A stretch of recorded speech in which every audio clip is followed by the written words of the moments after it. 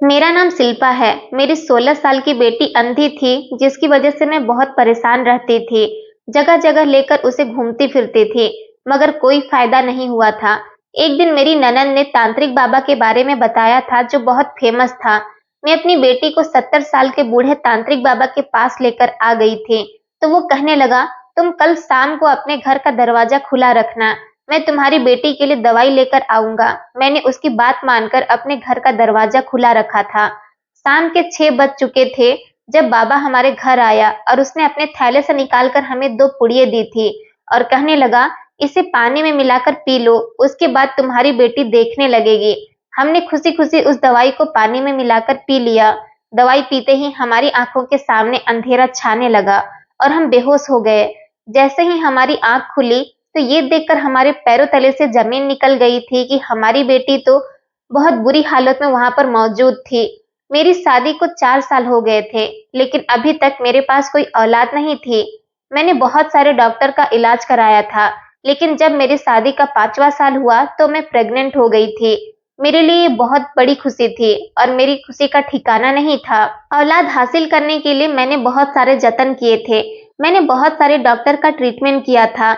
इस सब में मेरे पति ने मेरा हमेशा साथ दिया था। मेरे पति बहुत ही अच्छे इंसान थे। उन्होंने हमेशा मेरा ख्याल रखा था।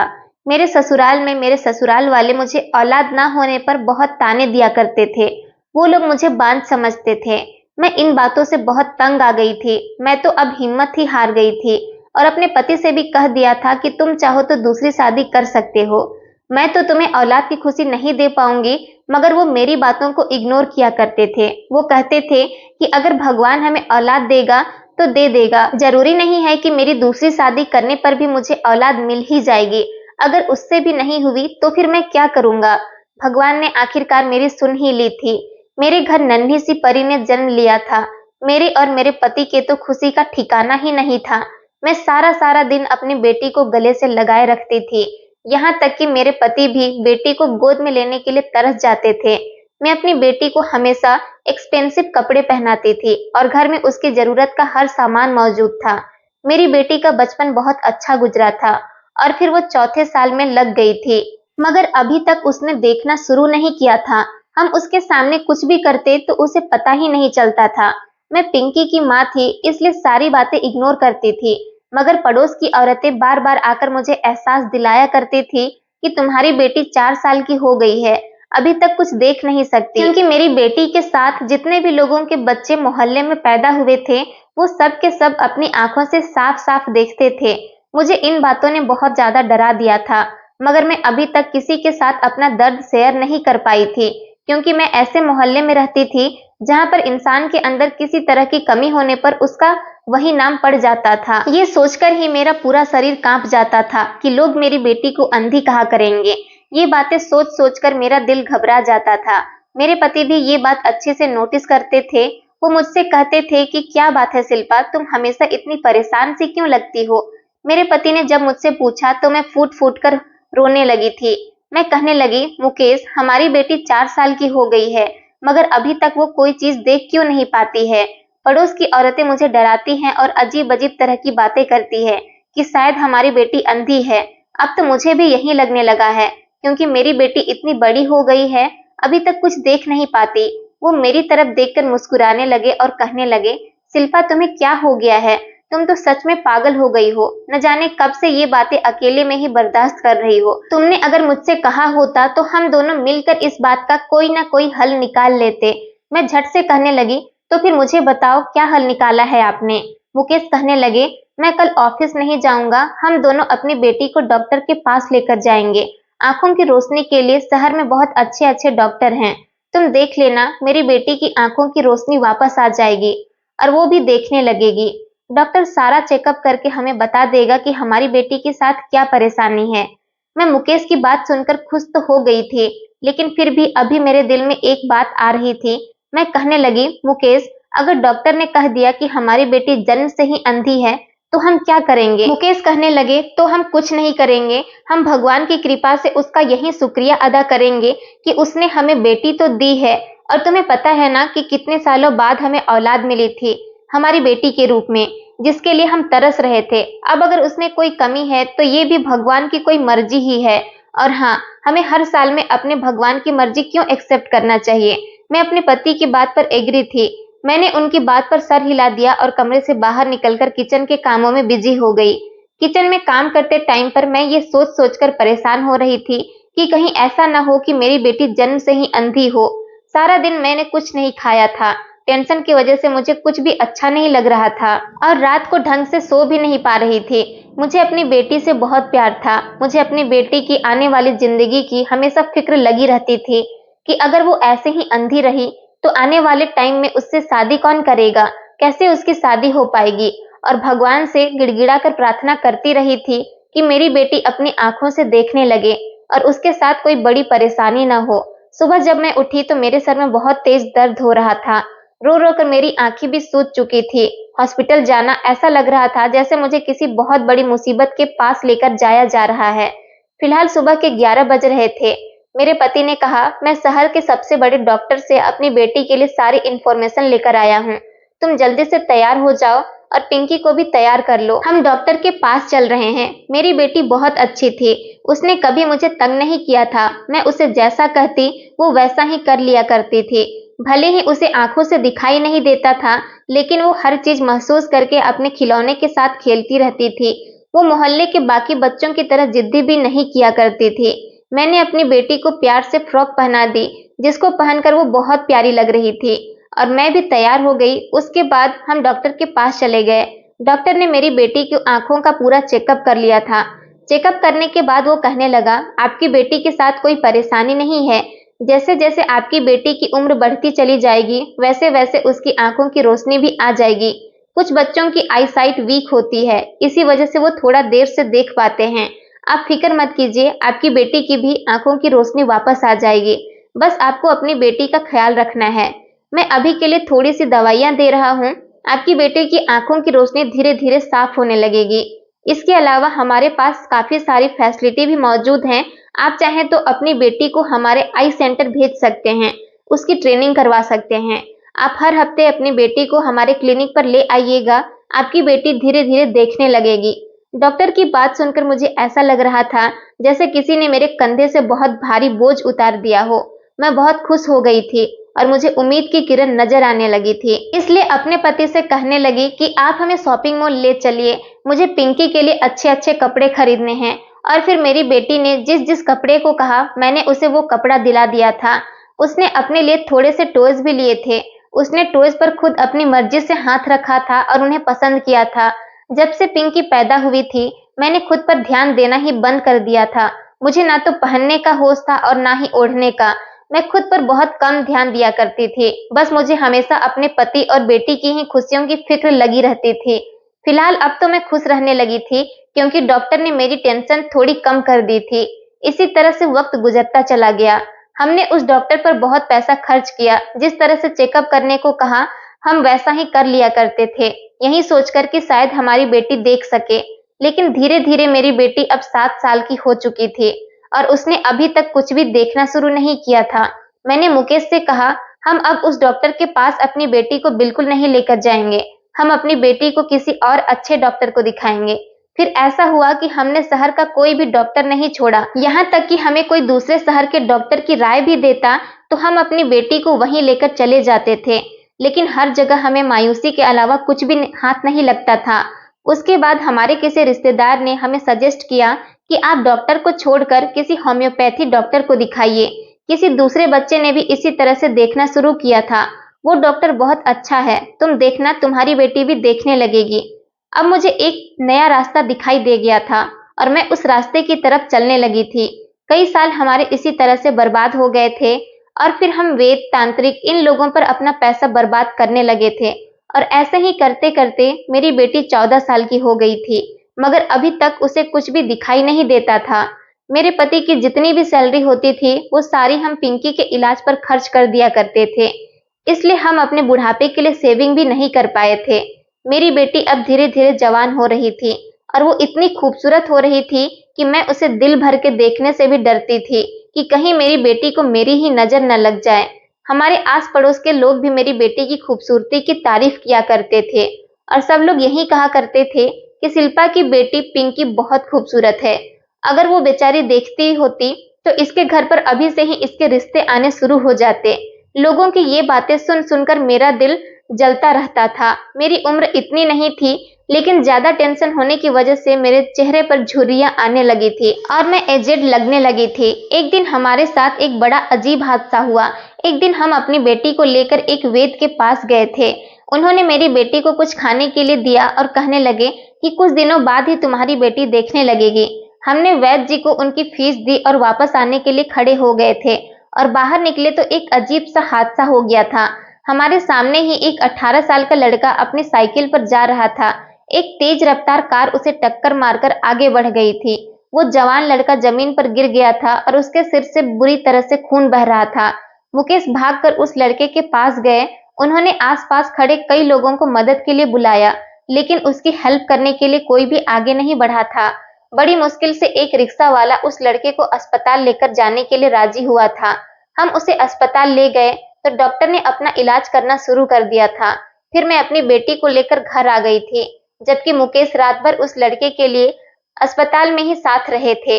जब वो वापस आए तो उन्होंने बताया कि उस लड़के की हालत काफी सीरियस थी और वो कोमा में चला गया था और उस लड़के के पास ऐसी कोई भी चीज मौजूद नहीं थी जिससे उसके बारे में पहचान की जा सके या उसकी फैमिली को उसके बारे में इन्फॉर्म किया जा सके। मैंने उस लड़के के लिए बहुत सारी प्रार्थनाएं की थी। न जाने वो लड़का किस माँ का बेटा था और उसकी माँ उसके लिए कितना परेशान हो रही होगी। कुछ दिन मेरे पति इसी तरह अस्पताल जाते रहे और उस लड़के का इलाज चलते चलते 1 महीना हो गया था। जब वो कुछ रिकवर हुआ तो मेरे पति उसे घर लेकर आ गए थे। उस लड़के के सर पर पट्टी बंध रही थी। मैंने अपने पति की तरफ घूरते हुए देखा तो वो उस लड़के को गेस्ट रूम में छोड़कर आ गए थे और कहने लगे, शिल्पा, ये लड़का होश में तो आ गया है, लेकिन अपनी याददाश्त खो चुका है। डॉक्टर ने कह दिया है कि हम इसको डिस्चार्ज कर देते हैं और धीरे धीरे इसका ट्रीटमेंट चलता रहेगा तो इसकी याददाश्त भी वापस आ जाएगी। तब तक मुझे इसे यहाँ लाने के अलावा कोई और रास्ता नजर नहीं आ रहा था। ये कहाँ जाता, जबकि अभी तक इसकी फैमिली से भी कोई नहीं आया। किसी ने शायद इसे ढूंढने की भी कोशिश नहीं की। मुझे इस लड़के की बहुत फिक्र सता रही थी, इसलिए मैं इसको अपने साथ लेकर आ गया। इस लड़के को अपना नाम तो याद आ गया है। इसने अपना नाम विहान बताया है। मेरे पति बहुत परेशान लग रहे थे। फिर भी मैंने उनकी तरफ देखते हुए कहा, मुकेश, आपको नहीं पता कि हमारी बेटी जवान है? तो वो कहने लगे, अभी ये लड़का बीमार है, जब ये ठीक हो जाएगा तब तक मैं इसके लिए कोई ना कोई ठिकाना ढूंढ ही लूंगा। मैंने सर हिला दिया था। मुझे भी उस लड़के की हालत देखकर तरस आता था, इसलिए मैं भी उसका ख्याल रखने लगी थी। वो बहुत प्यारा लड़का था और मैं उसको देखकर सोचती थी कि अगर भगवान मुझे एक और औलाद दे देता और वो बेटा होता तो आज मेरा परिवार पूरा हो जाता। शायद मेरा बेटा इसके जैसा ही होता। मैं जब भी उसका कोई काम किया करती तो वो मुझे मुस्कुराकर थैंक यू बोलता था। जहां तक मेरी बेटी पिंकी की बात है तो वो लड़का मेरी बेटी को आंख उठाकर तक नहीं देखता था। मुझे उसकी शराफत ने बहुत इम्प्रेस किया था। इसी तरह 1 महीना गुजर चुका था और वो लड़का धीरे धीरे चलने भी लगा था।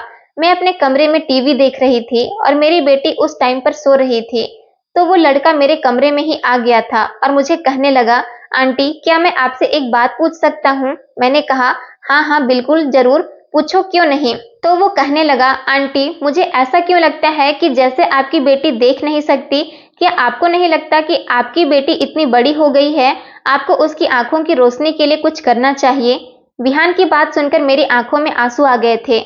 मैंने उससे कहा, बेटा, मेरी बेटी अंधी है और वो देख नहीं सकती। ये बात सुनकर विहान की आंखें फटी की फटी रह गई थी। मैं कहने लगी, वो 4 साल की थी तब से ही मैं उसका इलाज करवा रही हूँ। अब वो 14 साल की हो गई है, लेकिन अभी तक कोई फायदा नहीं है। उसने सर हिला दिया और कहने लगा, आंटी, जब इलाज से कोई फायदा नहीं हुआ तो आपने अपनी बेटी का इलाज अभी तक बंद क्यों नहीं करवा दिया? अगर आप इसे भगवान की मर्जी समझकर एक्सेप्ट कर लेती तो शायद आपको अभी तक सुकून मिल जाता। मुझे विहान की ये बातें सुनकर बहुत गुस्सा आने लगा था और मैं चिल्लाकर उससे कहने लगी, तुम्हारी हिम्मत कैसे हुई ऐसा कहने की? पिंकी मेरी इकलौती बेटी है। मैं तो मरते दम तक अपनी बेटी का इलाज करवाती रहूंगी जब तक वो ठीक नहीं हो जाती। वो तो फिर भी मेरी बेटी है, लेकिन हम तुम जैसे अनजान को भी इलाज करवा रहे हैं। और बस इतना ही नहीं, तुम्हें अपने घर में रहने के लिए भी जगह दी है। और तुम्हारे साथ बिल्कुल अपने जैसा बिहेव करते हैं। तुम्हें तो शायद याद नहीं, क्योंकि हमने देखा है तुम्हें एक तेज रफ्तार से आई हुई कार हमारी आंखों के सामने टक्कर मारकर गई थी और कोई भी तुम्हें बचाने के लिए आगे नहीं आ रहा था और तुम्हारे बचने के भी चांसेस नहीं थे। मेरे पति ने तुम्हारी मदद की तो क्या हम तुम्हें वहां पर मरा हुआ छोड़कर वापस चले आते? और अब तुम्हारी याददाश्त जा चुकी है और हमें पता नहीं कि तुम्हारा इलाज कब तक चलेगा। तो क्या तुम्हारा इलाज ये सोचकर बंद कर दे कि इसमें भगवान की मर्जी है और तुम्हें अपने घर से निकाल दे? मेरी जवान बेटी घर में मौजूद होते हुए भी हमने तुम्हें अपने घर में रहने के लिए जगह दी है। विहान की बात तो सीधे मेरे दिल पर जाकर लगी थी, क्योंकि जो बात विहान ने मुझसे की थी, ऐसी बात आज तक मुझे किसी ने नहीं कही थी। और फिर वो अनजान लड़का जिसे इस बात का बिल्कुल अंदाजा ही नहीं था कि मैं किस तरह से अपनी बेटी को देख देख कर तकलीफ में रहती हूँ और किस तरह के हालात का सामना करती हूँ, वो मुझे ऐसी राय कैसे दे सकता था? मैं इतने गुस्से में हो गई थी कि बिना कुछ सोचे समझे ही बोलती चली जा रही थी। विहान के तो चेहरे का रंग ही उड़ गया था। वो कहने लगा, आंटी, मेरा मकसद आपका दिल दुखाना नहीं था। अगर आपको मेरी बात बुरी लगी है तो मैं आपसे माफी मांगता हूँ। मैं पहले से काफी बेहतर हो चुका हूँ और जहां तक मेरी याददाश्त की बात है, वो भी मुझे धीरे धीरे वापस आ जाएगी। लेकिन तब तक मैं आप लोगों पर बोझ बनकर नहीं रहना चाहता। मुझे यहाँ से जाना ही होगा। मुझे पता है कि आप लोग एक इज्जतदार और शरीफ मोहल्ले में रहते हैं और आपकी जवान बेटी भी है। लोगों को इल्जाम लगाते हुए ज्यादा देर नहीं लगती, इसलिए मैं यहाँ से जा रहा हूँ। मैं अंकल के सामने तो यहाँ से नहीं जा सकता, वरना वो मुझे रोक लेंगे और जाने नहीं देंगे। आप उनको मेरी तरफ से थैंक यू बोल देना। जिंदगी रही तो आप लोगों से फिर मेरी मुलाकात होगी और आप लोगों के साथ रहकर मुझे बहुत अच्छा लगा। इतना कहकर विहान मेरे पास से उठकर चला गया था। मैं अभी तक गुस्से में ही बैठी हुई थी कि विहान ने आखिर मुझसे ऐसा क्यों कहा था कि मुझे अपनी बेटी की मजबूरी भगवान की मर्जी समझकर एक्सेप्ट कर लेनी चाहिए। उसने मुझे दिलासा क्यों नहीं दिया और ये क्यों नहीं कहा कि आंटी, आपकी बेटी एक न एक दिन ठीक हो जाएगी और गर्व है आपकी जैसी माँ पर जिसने अभी तक हिम्मत नहीं हारी है। आप ऐसी माँ हो जिसने अपनी भी परवाह नहीं की और अपनी बेटी के इलाज में किसी तरह की कोई कमी नहीं की। मेरी सारी बातें सोचती मैं चली जा रही थी और रोती जा रही थी। मेरी बेटी थोड़ी देर के बाद सोकर उठ गई थी और वो कुछ परेशान सी लग रही थी। मैंने पूछा क्या हुआ, तो कहने लगी, माँ, ऐसा लग रहा है विहान भैया घर में मौजूद नहीं है। माँ, आखिर विहान भैया कहाँ पर चले गए हैं? और अगर वो घर में ही हैं तो फिर मुझसे बात क्यों नहीं करते? मैंने पिंकी से कहा, बेटा तुम आराम करो, वो यही कहीं होगा। मैंने इस बात को इग्नोर किया और अपने काम में लग गई।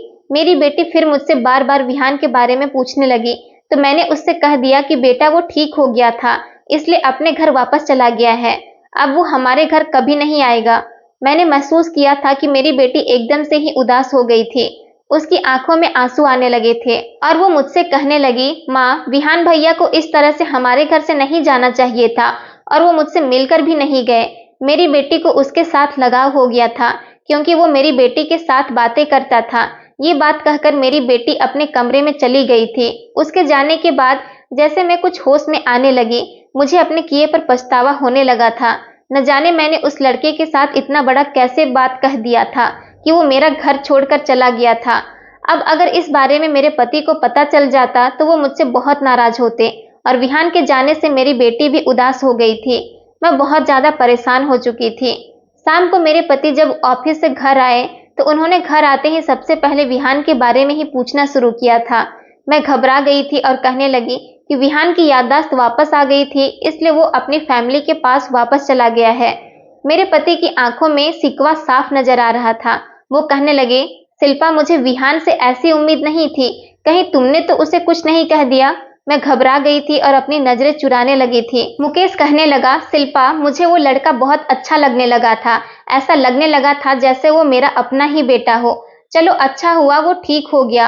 वैसे भी बस एक न एक दिन उसे अपनी फैमिली के पास जाना ही था, लेकिन बस मुझे उससे ये शिकायत रहेगी कि वो आखिरी बार मुझसे मिलकर भी नहीं गया। भगवान करे वो जहाँ हो खुश रहे। मैं अपने पति के पास से उठकर किचन में आ गई थी। कुछ दिन इसी तरह से गुजर गए थे। मुकेश ने मुझसे उसके बाद विहान के बारे में कोई बात नहीं की थी, क्योंकि उनकी एक बहुत अच्छी आदत थी कि वो मुझे ज्यादा शर्मिंदा नहीं किया करते थे। हमेशा मेरी गलतियों को माफ कर दिया करते थे और इग्नोर करने की कोशिश करते थे। लेकिन मैं विहान के लिए अंदर ही अंदर से बहुत टेंशन में आ गई थी। वो एक बहुत अच्छा लड़का था। उसका बिहेवियर बताता था कि वो किसी पढ़े लिखे और अच्छे परिवार से बिलोंग करता होगा। पिंकी भी विहान के जाने के बाद बहुत खामोश खामोश सी रहने लगी थी और मैं उसकी इस हालत को अच्छी तरह से देख सकती थी। फिर मैं ये समझ नहीं पा रही थी कि उसकी ये हालत किस तरह से हो गई है। अब घर में बहुत ज्यादा उदासी का माहौल छा गया था। एक दिन हमारे घर पर मेरे पति की छोटी बहन आई थी। उसकी शादी बिजनौर में हुई थी, इसलिए वो 2 दिन के लिए हमारे घर पर आई हुई थी। आज उसके जाने का दिन था। शाम के 4 बजे तक वो अपने घर जाने वाली थी। उसने मुझे बताया कि भाभी, आपको पता है, हमारे बिजनौर में रहने वाले ही एक तांत्रिक बाबा यहाँ पर आपके शहर में आए हुए हैं और वो यहाँ पर कुछ लोगों की परेशानियां हल करने के लिए आए हैं। उनकी उम्र और तजुर्बा बहुत ज्यादा है। वो लोगों का इतना अच्छा इलाज करते हैं कि बेउम्मीद लोग भी उनसे उम्मीद लगा बैठते हैं। गूंगे बोलने लगते हैं और अंधे देखने लगते हैं। वो पैसे तो थोड़े ज्यादा लेते हैं, लेकिन काम अच्छा करते हैं। और वैसे भी आप तो अपनी बेटी पर अब तक काफी सारा पैसा खर्च कर चुकी हैं। आपने तो अभी तक पिंकी के लिए कोई इलाज नहीं छोड़ा है। मुझे उम्मीद है कि तांत्रिक बाबा के इलाज से हमारी पिंकी भी देखने लगेगी। मैं अपनी ननद की बात सुनकर खुश हो गई थी और मुझे उम्मीद की एक किरण नजर आने लगी थी। ऐसा लग रहा था जैसे कई दिनों के अंधेरे के बाद थोड़ी रोशनी नजर आने लगी थी। मैं कहने लगी, काजल, क्या वो तांत्रिक बाबा इतना अच्छा है कि मेरी बेटी ठीक हो जाएगी और वो अपनी आंखों से देखने लगेगी? वो कहने लगी, भाभी, उस तांत्रिक बाबा के तो हमारे बिजनौर में बहुत चर्चे हैं और वो यहाँ पर सिर्फ 1 महीने के लिए ही आया है। इससे पहले वो यहाँ से चला जाए, आप उसका फायदा उठा लो और जरूर हमारी पिंकी उससे ठीक हो जाएगी। आपको पता है, मेरी देवरानी के पास भी औलाद नहीं हुई थी। शादी के पूरे 9 साल बाद जब उसका इलाज तांत्रिक बाबा से करवाया, उसके बाद उसने एक बेटी को जन्म दिया। अपनी ननद से ये बात सुनकर मुझे उम्मीद जागती हुई नजर आ रही थी। मैंने काजल से उस तांत्रिक बाबा के बारे में सारी इंफॉर्मेशन ले ली थी। शाम के 4 बजे तक मेरी ननद अपने पति के साथ अपने ससुराल बिजनौर चली गई थी और उसके बाद मेरे पति ऑफिस से जब घर आए, मैंने उनको अपने ननद काजल के बताए हुए तांत्रिक बाबा के बारे में बताया। मैंने अपने पति को बताया, मुकेश, आज काजल बता रही थी कि बिजनौर से हमारे शहर में एक तांत्रिक बाबा आया है। उनके इलाज से हर कोई ठीक हो जाता है। मैं चाहती हूँ कि आप मेरे साथ चलो, हम अपनी बेटी को भी उस तांत्रिक बाबा के पास लेकर जाएंगे। मुझे उस तांत्रिक बाबा से बहुत उम्मीद लग रही थी, मगर तांत्रिक बाबा को लेकर मुकेश का बिहेवियर कुछ अजीब सा लग रहा था। उन्हें ये सब कुछ अच्छा नहीं लगा था। मैं कहने लगी, मुकेश, तुम पैसों की परवाह मत करो, मैं अपना जेवर बेच दूंगी, लेकिन अपनी बेटी का इलाज करवा कर ही रहूंगी। मुकेश कहने लगे, शिल्पा, कि आज तक मैंने कभी पैसों की परवाह की है? मैं तो ये सोचकर परेशान हो रहा हूँ कि हमने अपनी बेटी को आज तक कितनी दवाइयाँ खिलाई हैं, कितने जतन किए हैं, लेकिन आज तक किसी चीज का भी कोई असर नहीं हुआ है। कहीं ये ना हो कि आने वाले टाइम में हमारी बेटी पर कोई परेशानी खड़ी हो जाए। मुझे तो मुकेश की बातों में विहान का चेहरा नजर आने लगा था। वो बिल्कुल उसी के जैसे ही बातें कर रहा था।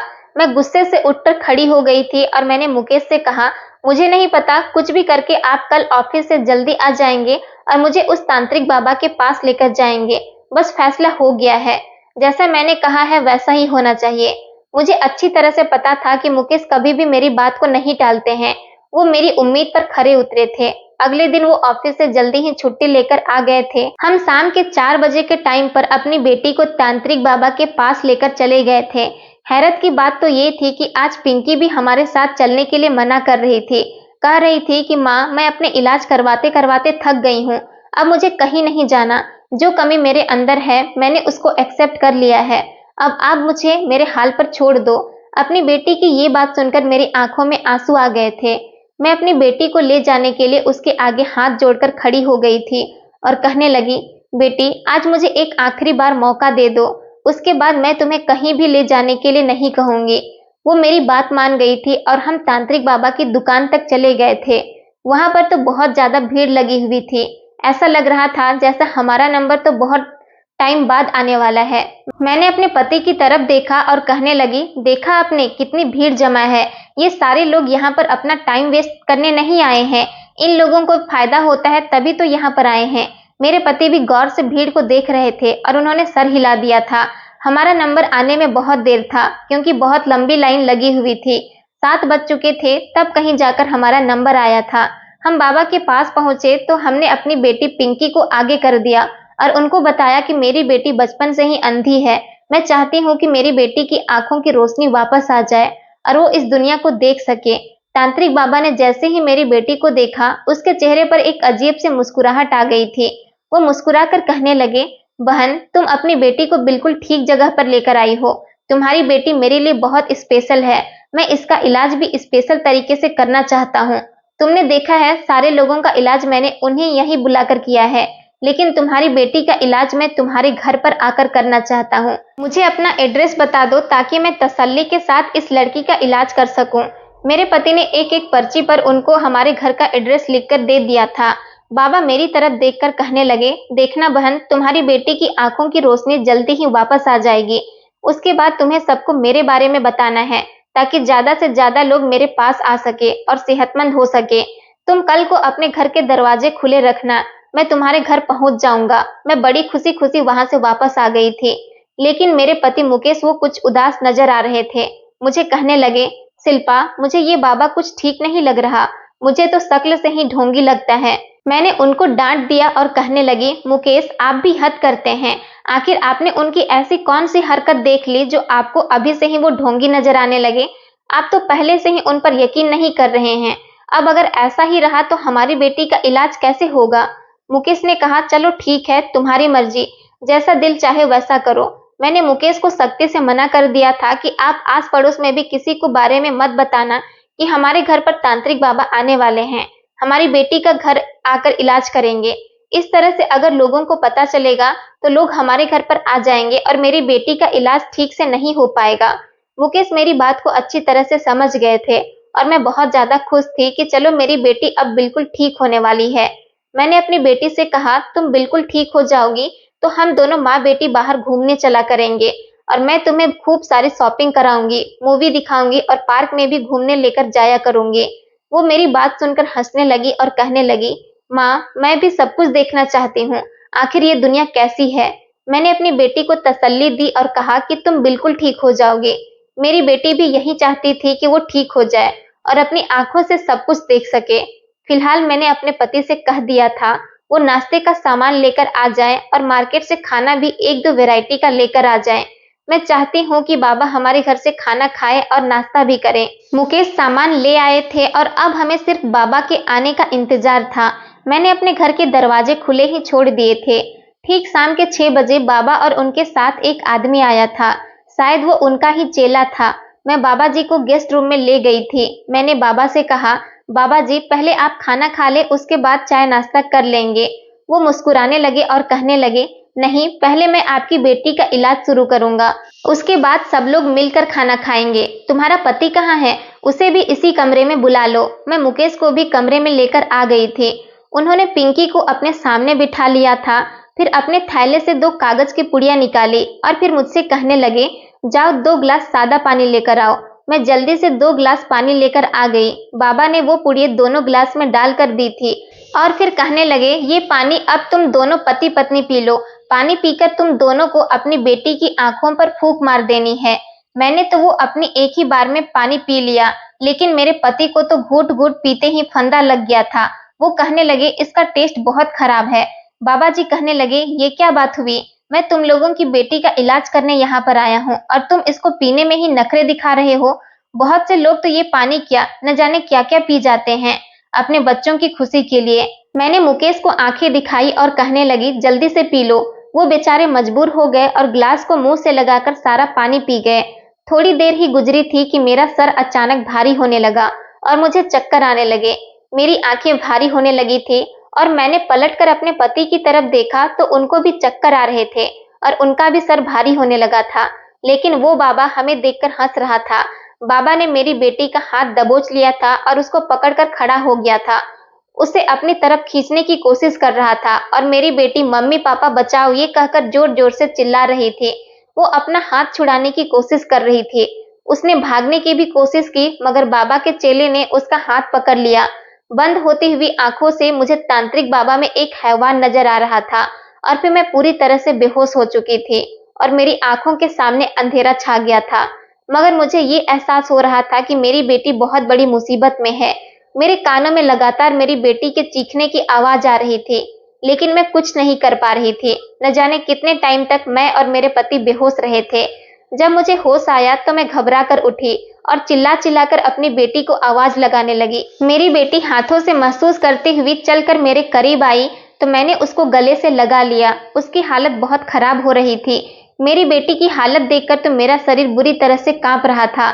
डर की वजह से मेरी बेटी कुछ बोल नहीं पा रही थी, बस रोए जा रही थी। मेरी बेटी के कपड़े भी फटे हुए थे और वो बहुत रो रही थी, बहुत डर रही थी। मैंने जल्दी से मुकेश को उठाया और इधर-उधर तांत्रिक बाबा को ढूंढने की कोशिश करने लगी। लेकिन जब मैं कमरे से निकलकर बाहर आई तो देखा कि हॉल में ही बाबा और उसका चेला कुर्सी से बंधे हुए पड़े थे। मैंने अपनी बेटी की तरफ देखा और पूछा, क्या हुआ है बेटा? मुकेश भी होश में आ चुके थे। थोड़ी देर बाद ही हमारे घर के अंदर पुलिस भी आ गई थी। काफी सारे पुलिस इंस्पेक्टर हमारे घर में आ चुके थे। उन्होंने बाबा और उसके चेले को अरेस्ट कर लिया और अपने साथ लेकर चले गए। उनके पीछे विहान भी खड़ा हुआ था। मैं विहान की तरफ देखकर पूरी तरह से डर कर रह गई थी। मैं कहने लगी, विहान तुम यहाँ पर कैसे आ गए? यहाँ क्या हुआ था? वो कहने लगा, आंटी जब मैं कल आपके घर आया था तब आप लोग कहीं जा रहे थे। मैंने अपनी बाइक से आपका पीछा करने की कोशिश की और मैं आपका पीछा करते करते इस तांत्रिक बाबा की दुकान तक चला गया था। मैं वहां पर बाहर खड़ा हुआ आप लोगों का इंतजार कर रहा था। आप लोगों की नजर मुझ पर नहीं पड़ी थी, लेकिन फिर अचानक मेरे घर से कॉल आ गई, इसलिए मैं अपने घर को वापस लौट गया था। हाँ, पर मैंने आप लोगों की बातें सुन ली थी कि आप लोगों के घर कल तांत्रिक बाबा आएंगे और पिंकी का इलाज शुरू करेगा। मैं अपने घर वापस चला गया था। मुझे आप लोगों की अच्छाई ने बहुत इम्प्रेस कर दिया था। मैंने ठान लिया था कि मैं आपके घर वापस आऊंगा, क्योंकि ये तांत्रिक बाबा कोई अच्छा इंसान नहीं था। ये एक ढोंगी बाबा था जो लोगों को लूटता था और जवान लड़कियों की इज्जत खराब करता था। एक दिन मुझे पता चला था कि इस झूठे तांत्रिक बाबा को बिजनौर से भी फ्रॉड की वजह से निकाल दिया गया था। इसलिए मैंने प्लानिंग की हुई थी कि अगर ये बाबा आपके घर पर भी कोई गड़बड़ी करेगा तो मैं फौरन इसको पुलिस के हवाले कर दूंगा। इसलिए मैं दीवार से कूदकर आपके घर के अंदर आ गया था और ये बाबा आप लोगों के साथ जो भी कर रहा था वो सब कुछ देख रहा था। जब इस बाबा ने आप लोगों को बेहोश कर दिया था तो मैं पुलिस वालों को कॉल कर चुका था। आपके बेहोश हो जाने के बाद ये दोनों पिंकी के साथ जबरदस्ती कर रहे थे।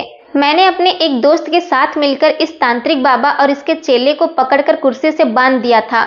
भगवान ने हमारी पिंकी को बचा लिया था और मैं पिंकी को समझा रहा था उसे डरने की कोई जरूरत नहीं है, उसका भाई अब आ गया है। मैंने आप लोगों को होश में लाने की बहुत कोशिश की, लेकिन आप लोग होश में नहीं आ सके। जब कुछ देर बाद आप लोग होश में आ गए तो पुलिस भी आ गई और उन दोनों को पकड़ कर ले गई। मैं विहान की बातें सुनकर फूट फूट कर रोने लगी थी। मैं कहने लगी, विहान मुझे माफ कर दो, भगवान तुम्हारा भला करे, तुमने आज हमारी इज्जत को बचा लिया है और मेरी बेटी की जान भी बच गई है। विहान कहने लगा, आंटी आपको उस दिन भी मेरी बात बहुत बुरी लगी थी, मगर सच तो यही है कि भगवान ने कुछ सोच समझकर ही पिंकी की आंखों की रोशनी नहीं दी है। आप भगवान की मर्जी को ही अपनी मर्जी बना लीजिए और उसकी मर्जी के आगे आपको हथियार डाल देना चाहिए। आपको हर किसी ने लूटा है, मगर क्या फायदा हुआ? अभी तक पिंकी देखने तो नहीं लगी ना? मैं रोते हुए विहान से कहने लगी, तुम्हारे जैसी बात आज तक मुझसे किसी ने नहीं कही थी। बस लोग मुझे डॉक्टर, बाबा या फिर वैद्य का ही सजेशन दिया करते थे और मैं लोगों की बातों में आती रहती थी। जो जैसा कहता वैसा ही कर लिया करती थी, क्योंकि बेटा मैं एक माँ हूँ और एक माँ अपनी औलाद की खुशी के लिए सब कुछ कर सकती है। लेकिन किसी ने मुझे ये नहीं बताया कि भगवान की मर्जी में ही हमें राजी रहना चाहिए। तो मुझे माफ कर दो। मैंने विहान के सामने हाथ जोड़ लिए थे। उसने जल्दी से मेरे हाथ पकड़ लिए और कहने लगा कि नहीं नहीं आंटी, आप ऐसा मत कीजिए, आप तो मेरी माँ है। मैंने भगवान से भी माफी मांग ली थी। मेरे पति भी विहान से मिलकर बहुत खुश हो गए थे। फिर विहान ने अपने बारे में बताया कि किस किस तरह से उसकी याददाश्त वापस आ गई थी।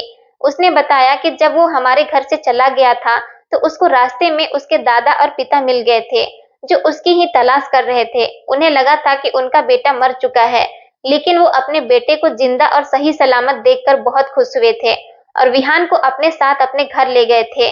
जब वो लोग विहान को अपने घर ले गए तो वहां पर रहते रहते धीरे धीरे विहान सबको पहचानने लगा था और धीरे धीरे उसकी याददाश्त भी वापस आ गई थी। वो अब बिल्कुल नॉर्मल हो गया था, लेकिन याददाश्त वापस आने पर वो हमें भूला नहीं था। हम उसे उसी तरह से याद थे जिस तरह से हमने उसकी जान बचाई थी और उसे अपने घर में जगह दी थी। विहान ने हमें अपनी फैमिली से भी मिलवाया था। उसकी फैमिली काफी अच्छी और पढ़ी लिखी थी। वो बहुत अमीर लोग थे। विहान ने मेरी बेटी को अपनी बहन बना लिया था और मेरे पति तो विहान को अपना बेटा ही मानते थे। मेरी जिंदगी में शायद अभी एक बेटे की कमी थी जो कि विहान के आ जाने से पूरी हो गई थी। विहान के और हमारी फैमिली के रिलेशन काफी अच्छे हो गए हैं। हम लोग एक दूसरे के साथ बहुत अच्छी तरीके से रहते हैं। मेरी बेटी भी विहान के साथ हमेशा बहन की तरह बिहेव करती है और अब देखते ही देखते मेरी बेटी 19 साल की हो गई है। विहान की चाची को हमारी बेटी पिंकी बहुत पसंद आई थी, इसलिए उन्होंने अपने बेटे का रिश्ता मेरी बेटी के लिए भेज दिया था। और सबसे अच्छी बात तो ये है, जिस लड़के के लिए मेरी बेटी का रिश्ता आया था वो लड़का बोल नहीं सकता था। दोनों में ही एक ना एक कमी थी, इसलिए दोनों एक दूसरे की कदर करने लगे थे। मैंने अपनी बेटी की शादी विहान के चाचा के बेटे के साथ कर दी थी। मेरी बेटी अपने ससुराल में बहुत खुश रहती है क्योंकि वहां पर उसका ख्याल रखने वाले बहुत सारे लोग हैं। शायद मेरी बेटी के भाग्य में ऐसा ही लिखा था। उस लड़के में भी एक कमी थी और मेरी बेटी में भी एक कमी थी, जिस वजह से उन दोनों का नसीब एक साथ जुड़ा हुआ था और इसलिए वो दोनों कभी एक दूसरे को किसी बात पर भी कम नहीं समझते थे, क्योंकि दोनों ही किसी न किसी बात का शिकार थे। फिलहाल दोनों बच्चों की जिंदगी अच्छी गुजर रही है और जिस दिन से मेरी बेटी की शादी हुई है, मैं अपनी बेटी की तरफ से बेफिक्र हो गई हूँ, क्योंकि मेरी बेटी को बहुत अच्छी ससुराल मिल गई है।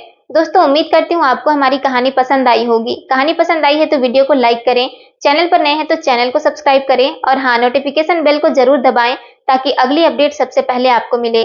धन्यवाद दोस्तों।